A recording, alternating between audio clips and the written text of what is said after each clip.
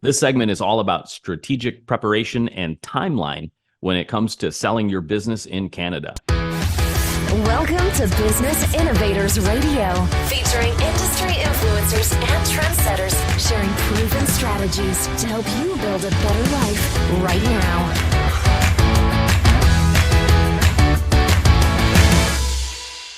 Welcome to the program. I'm Mark Imperial, and this is a special series all about selling your business in Canada. Joining me on this segment is special guest expert, business broker Jim Nairn with Sunbelt Business Brokers. Jim, welcome to the program. Hey, Mark, thank you for having me. Jim, tell us a little bit about the importance of strategic preparation and the timeline as it relates to selling a business in Canada. Indeed. So, Mark, the timelines that we work with quite often in business owners to prepare your business properly, some businesses need to take anywhere from like 2 to 3 to 5 years before they get ready to sell the business to prepare the business properly. So the reasons for this can vary from trying to take extra assets out of the business. So sometimes business owners have various investments of either cash and or literal stock and other investment portfolios operating on the business's bank accounts. So if you don't want to sell those and they aren't going to need to be sold with the business, you need to be able to pull them out of the business in an appropriate time prior to closing so that it's going to minimize the tax consequences of taking that sort of thing out of the business. As well, you can have things like extra vehicles, extra equipment, or buildings. Sometimes business owners have their own houses or cottages or retreats, that kind of things on the company books that aren't going to be sold with the business, and they can have significant value. So again, in order to be able to save the best amount of taxes at the time of closing, you need to be able to take those off of the what we call the company's books, the balance sheets, prior to closing in a manner that's going to save you money on the taxes in the long run. Jim, like, is that like the most frequently asked question then? Like, how long is it going to take, or is there a bigger question that people ask you in regards to, strategic planning or timeline? So I think that's probably one of the bigger ones that sometimes we don't always get asked, but they're kind of wondering about it. And so quite often there is no exact timeline I can give people for how long it takes to sell the business. I've had two in about the 10 years that I've been doing this that have only taken 3 months from the time basically that we finished the preparation work and we got it on the market until closing. It was basically about 3 months. Other businesses, you're looking at 6, 12, 18 or more months, just for all different kinds of reasons. Sometimes it's the negotiations go long, the due diligence takes a while, or again, sometimes things are happening in the business cycle that you just can't complete a transaction or a transition of ownership until certain things have been finished or taken care of in the operations of the business. So there's all different kinds of reasons that it can be delayed, but it's usually a huge question that business owners are wondering just how long it does take for the process to finish, if it ever does. Let's unpack this a little bit. Can you give us an overview of what the strategic preparation looks like when a client comes to meet with you? Like, what is that plan, and what does that timeline look like? So it can vary depending on each business and their goals, if you will. So sometimes a business owner has a particular goal that they're looking to achieve. They need to get, say, $5 million for the sale of their business because that's what they want or need to fund their next endeavor, whether it's a full-blown retirement or whether it's to go and buy another business that they prefer to be running in the meantime. If we understand that the value of the business they're in currently is, say, $2 million, so that would be a good gap. We're talking about a $3 million difference here in value. So we have to be able to figure out, okay, well, what's the steps we can do to grow the business to get it to get the value to be what it is they need it to be when it comes time that they're looking to to sell to move on. So sometimes the easiest way to do that is to actually buy another business, join it into the existing one, and then grow the operations that way. And you can be able to sometimes achieve, a tenfold increase on the synergies of the two operations, and then that's it. You're done. After 2 to 3 years, you're ready to go. You've got the added value you've needed just by simply investing, $500,000 or $1 million in another entity to complement your current operations. Sometimes it's not so simple. Sometimes there's a lot more work that needs to be done. Again, cleaning up the books, the assets.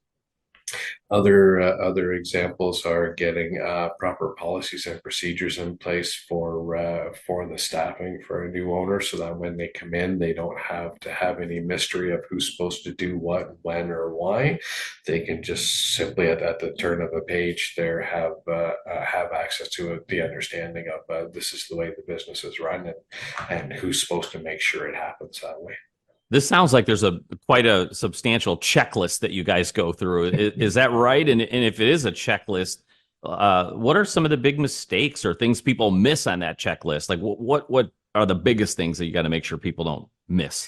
Yeah, Mark. So one of the biggest things is, just the inherent knowledge that either the business owner or some of the staff have on how the business operates. Not necessarily really related to the culture per se, but just sort of the day-to-day things that a business owner understands just intuitively on how to either deal with an equipment malfunction on a certain piece of machinery. Say this piece breaks down regularly, and all you have to do is just go and take a 5 minute change, as opposed to going to taking it to a garage and having it be an $10,000 repair, right? Things like that, or how to deal with a particular customer or supplier kind of thing. Whatever the nature of that knowledge is, that just isn't kind of usually written down in the manual somewhere, and people just intuitively know. Those are the kinds of things that, if that can actually be documented, that a new business owner has that ability to go and say, hey, instead of having to call you up all the time, the previous owner, to say, hey, you know what, this is going on, I just don't know what to do here. And then you're like, oh, that's simple, you just go and do this.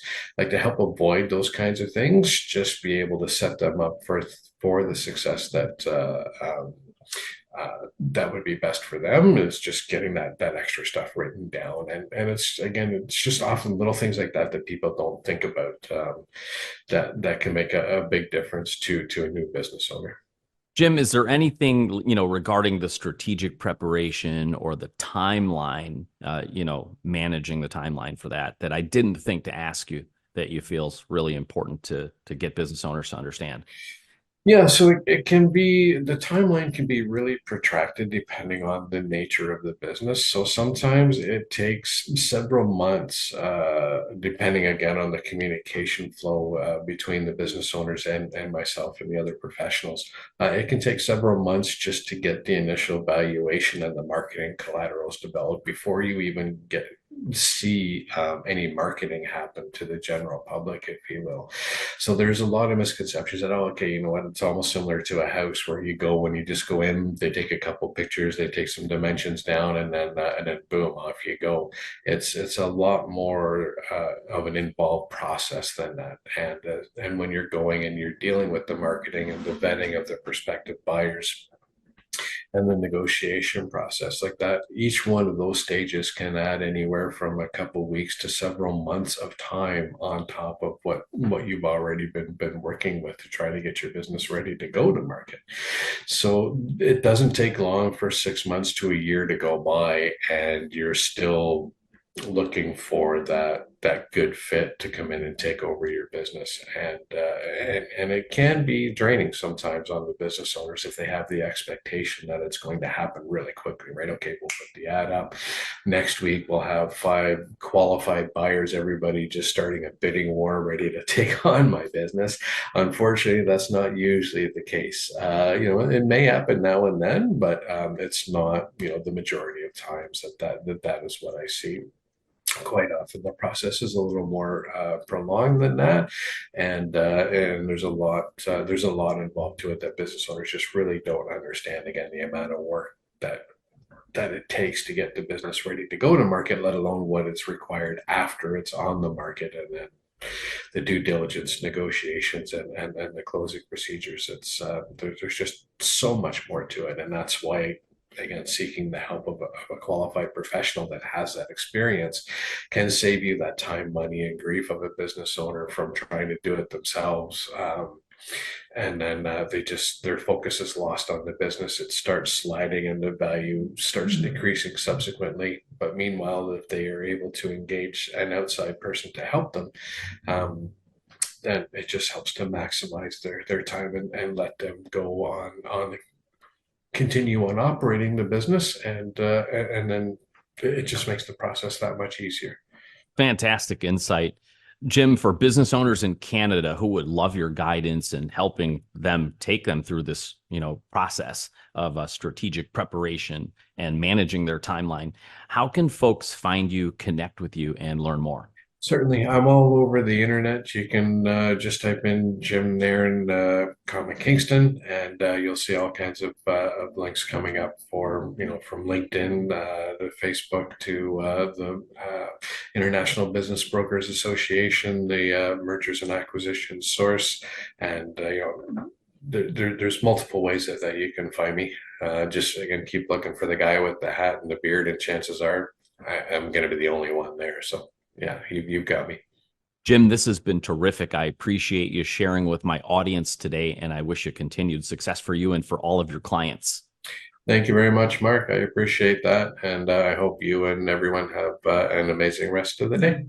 That was Jim Nairn, expert business broker with Sunbelt Business Brokers in Canada. I'm Mark Imperial. That's all for now, and thanks for joining me.